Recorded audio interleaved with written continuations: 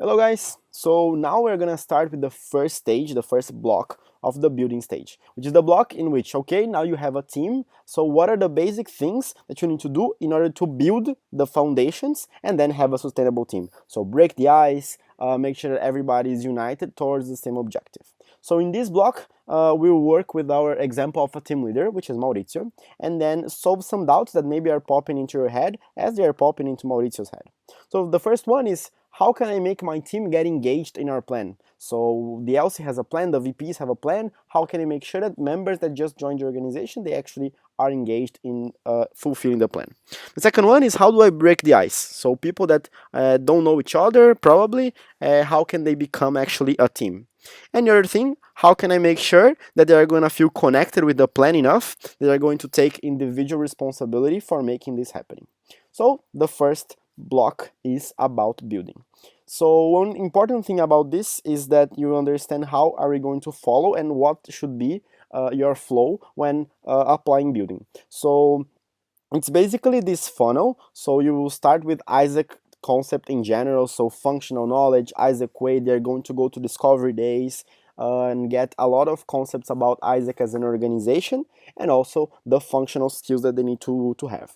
After that, they're going to go to the team. So okay, now I know what I need to do. What regards my team, what do I need to know? So what are the next steps in terms of team and who are these people that are around me? And the last thing and the most important one is when you go to the me part. So they understand their ideal responsibility and their ideal contribution to the team. So measurement of success of a good building is when it reaches the third level, which is everybody understanding the individual responsibility. So these are the blocks, these are the steps when you talk about building. The first one starts with the team creation, then we go to the team plan, and then we end with what I just said about the individual part. So first one about the block of team creation is the transition. So usually we understand that it's the responsibility of the team that is ending to pass transition to the next one. But it's also our responsibility as people that are entering the team, the term, to actually look for transition and make sure that we are aware of all of the things that we need to be aware and that we're asking questions, that we are going after information, because in the end we are the most interested people. In this first slide, I will also explain what are these little symbols in the bottom. So as you saw in the first slideshow that we presented about the explanation of team standards, these are the spaces in which you can apply these team standards. So team cycles, one-to-ones, conferences, and even online channels. So transition is basically tells us that we as people that are incoming, we should go after information and everything that we need to do in order to start our term with our teams. Then we go for functional skills and core competencies, which is basically passing right competencies for your members to start their team experiences. This is the moment in which you complement their knowledge, so they receive transition, you receive transition, but you also set what are the main knowledge, the main learnings that they need to have as members to work in that team. And then what are the competencies? So selling competencies, team management competencies, stakeholder management competencies. So what are the things that they need to know in order to work that team? This is the moment in which you are actually downscaling information, downscaling knowledge for them to be aware of how is it to work in that area and what they need to know to work in that area. So you can also engage your members, and it is your responsibility to engage your members to go to their functional academies. So the academies on their areas, the ones that you already went through, and they also need to go through since they just joined the organization. And these are the symbols representing what are the channels that you can use to implement this team standard. Then you go to the team rules, to the last stage of team creation. So what are the rules, the behaviors, the agreements that you as a team, you're gonna set in order to work together very well? So people are very different, and when they don't know each other and they start working together, if these things are not very well set, issues can come and then some problems can happen inside the team. So some examples. Our meetings will be every Tuesday at 3 p.m. We will be a non-excuses team, so something that is more related to behaviors. You can feel free to set behaviors as rules inside the team, because in the end it will help you a lot later, because you can refer to that. So guys, we said that we're going to be a non-excuses team. So what is happening right now? So you can also use these things in your favor after. And for example, deadline set is deadline fulfilled. So do you want to be a team that fulfills all the deadlines? This is the moment that you have to set these things, because you're just starting the term, and then you can make sure that you're setting very clear expectations towards what they expect from the team and what also you expect from them. And in this moment, we end the team creation. Let's go to the team plan. So the first thing when you're talking about a team plan is to make sure that the team has a very clear team purpose. So it can be an image, it can be a behavior, it can be a character, it can be an idea that unites the team, and that when everybody in the team sees that thing, they remind of the team and the feelings that they have towards the team. So it can be like Mickey Mouse, it can be a hoodie that you have together, it can be anything that keeps the team united. So keep it very simple. The important is that what you will do with it, so what it represents for your team. Later, we go to goals and strategies. So this is the moment in which you downscale your plan to your team. So a very important thing, and you probably know that already, is that when we talk about plans inside Isaac in Italy, we're talking about 40x. We're talking about weeks, battles, and lag and lead measures. So make sure that before you explain your plan to your members, you are very clear on the plan itself and also the structure of the plan. So make sure that your WIG has a very clear starting point and a very clear ending point, and a very clear deadline that you want to achieve. Make sure that your battles, for example, they are very linked to your WIG, so that by achieving the battle, you are closer to achieving your WIG. And then finally, that your lag measure is directly measuring your achievement on your battle. So if your battle is to achieve 700 applicants, that your lag measure is the number of applicants that you need to achieve. And then also for sure that your lead measures, so the measures that will actually help you to achieve your lag measure, are directly impacting your lag measure. So if, again, your example is number of applicants, your lead measure should be the number of class shouts, the number of sales points, the number of Facebook ads, which are things that if you work on them, it will lead you to achieve your battle and then achieve your widely important goal. 40x in general, once you get the idea of the whole plan, it's very simple to explain. But since we're talking about people that probably never saw 40x, or they never worked with 40x, it's very important that we're very patient on explaining.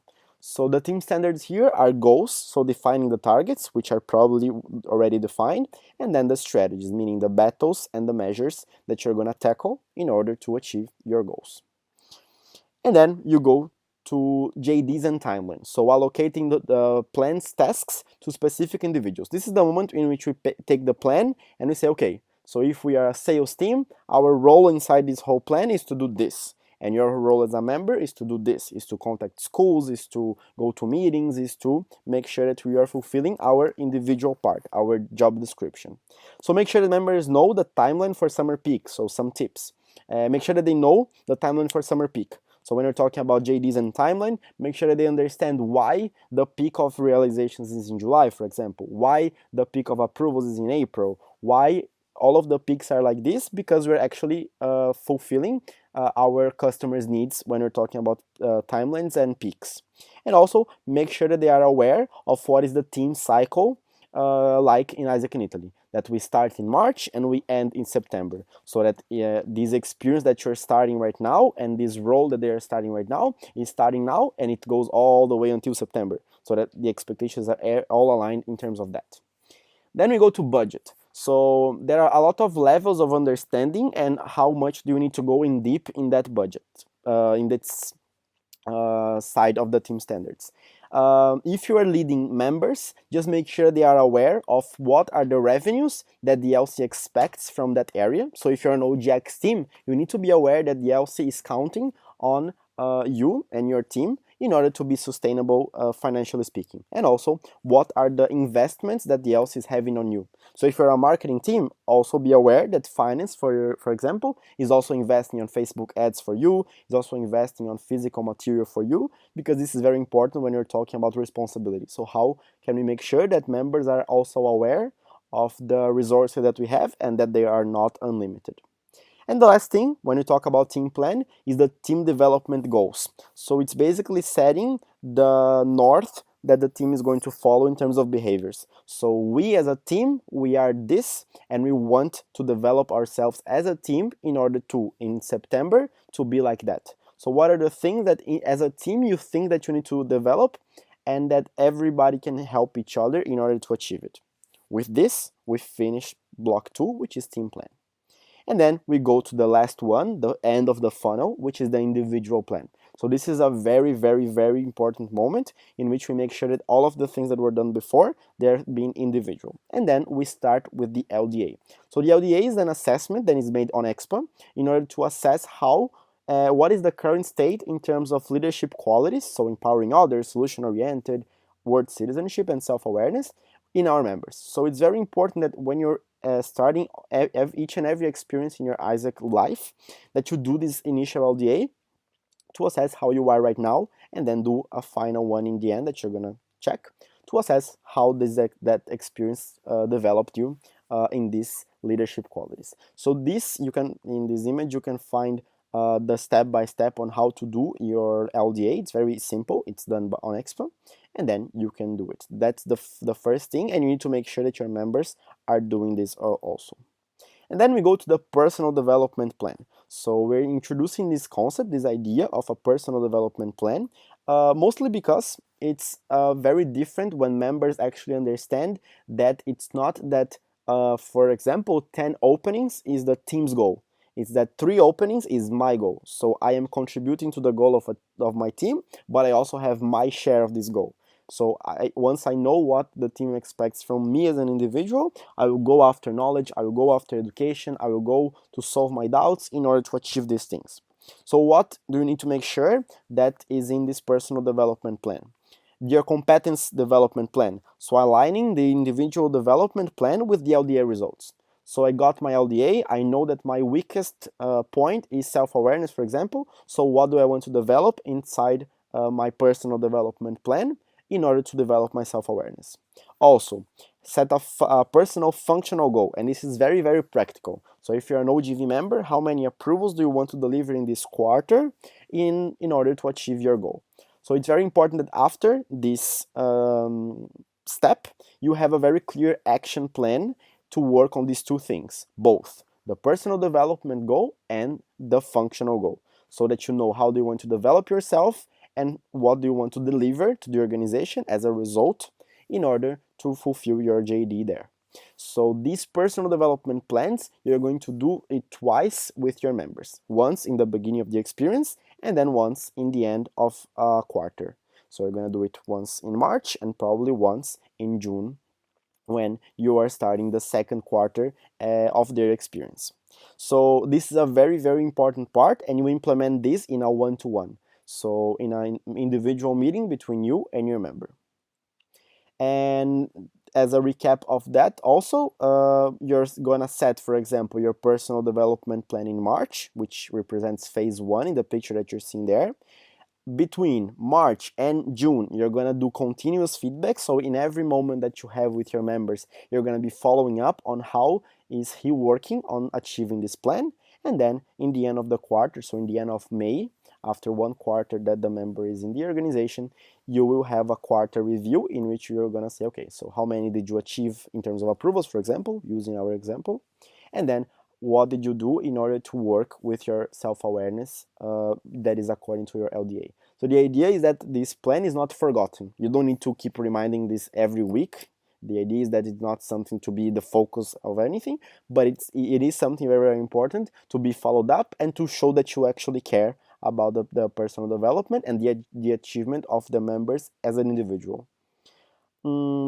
So very practically speaking, how many touch points do you need in order to implement all these things that we saw here? So in theory, you can implement building in 3 team meetings and 1 one-to-one. So make sure that you schedule these things, that you plan the agenda of these team meetings and these one-to-ones very well.